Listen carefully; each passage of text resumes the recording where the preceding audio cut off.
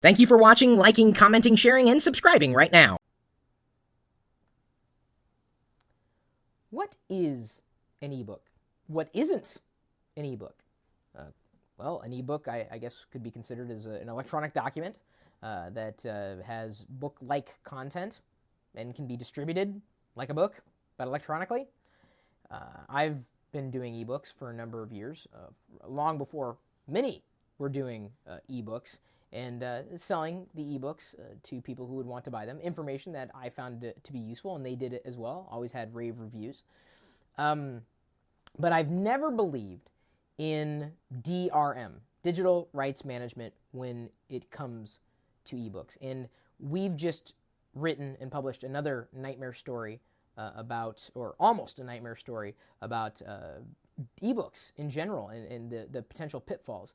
In the article titled "An Ebook Almost Rant," Sherman has detailed kind of the experiences that he's had with ebooks. And I think that's probably the biggest hurdle ebooks have to overcome before they gain true mass adoption, is getting over the idea that if I buy an ebook here, I can only read it there. That doesn't make any sense to me. I think as far as DRM is concerned, it's more to keep the publishers feeling safe in the idea that those distributions, the electronic distributions, which really have no shelf life, there's virtually no cost associated with distributing 1,000 ebooks versus 1,000 books because you're not dealing with anything physical. It's just keeping them, I guess on a short leash and tying them into a user's account. And by and large, I'm okay with, keeping the publisher at the center of the model. But we've also entered an era where anybody can be an ebook publisher. I can sell my ebooks on Amazon if I wanted to and be available in the Kindle store. I could do it through Apple and their iBook store. And I think Amazon's probably, in my estimation, they have probably one of the better models out there, but publishers are keeping them back. Amazon, I don't believe, would want to enforce DRM. But before we had the Kindle and the Kindle bookstore, it was difficult to really manage all these DRM licenses, because you could buy a PDF and it would be stamped with a certain password or a key code, and that could be frustrating if you don't have the right software involved. And I could look at a PDF on my phone, but if it was locked down and the software wasn't supportive, I couldn't get to the content that I'd already purchased. And that's where DRM kind of gets in the way. What's nice, though, about how Amazon handles it, the Kindle bookstore, you could read it on the web. So even if your mobile device, doesn't have Kindle software available for it, I'd be shocked if it didn't, you could still get to the content that you purchased through Amazon. Amazon supports iOS devices. Of course, they support Android devices. They'll support anybody. They don't care. They're selling access to content. The greater challenge is, I was actually shocked when I learned that up until recently, Harry Potter wasn't available as an ebook. I'm like, huh? To me, it doesn't make any sense. I'm like, how could you publish today without going into some kind of electronic format?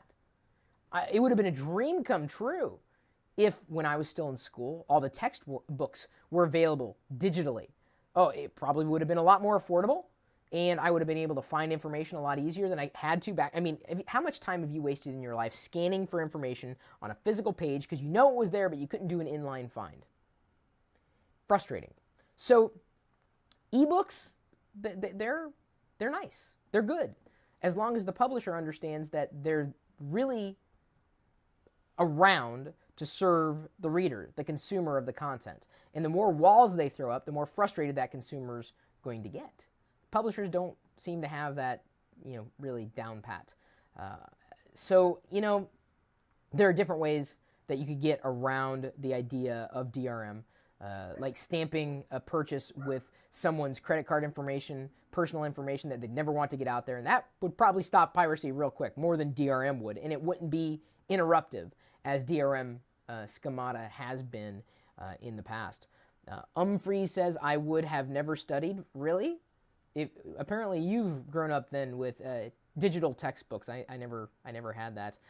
DRM equals fail, says Tech1511. I'm in complete agreement. And I think Sherman is really in line with this. This could be really troublesome when you want content, you want to get to that content, and you're willing to pay for that content, and still, walls are thrown up. Even if you're not paying for it and you're trying to get access to it, the more walls that are thrown up, the less likely you're going to be to even consider, pursuing the viewing or digesting of that content, not like a physical in eating the book or ebook. Really, it's a completely different scenario there altogether.